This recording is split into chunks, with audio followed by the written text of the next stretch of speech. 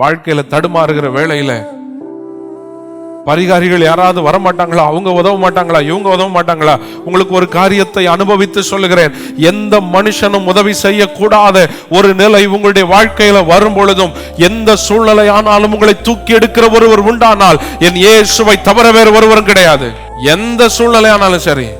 ஒரு கடன் பாரத்துக்குள்ள நீங்க போறீங்களா, ஒரு கட்டத்துல உங்களை சுத்தி இருக்கிறவங்க சொல்லுவாங்க, அவ்வளவுதான், எங்களால ஹெல்ப் பண்ண முடியாதுன்னு.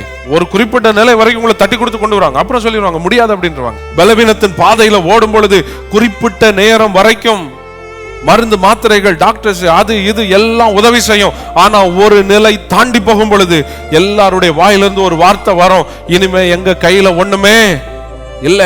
மனுஷனால் உதவி செய்ய முடியாத ஒரு நிலை உண்டு. அந்த நிலைக்குள்ளாய் போவதற்கு முன்பாக இயேசுவை உறுதியாய் பற்றிக் கொள்ளுங்கள்.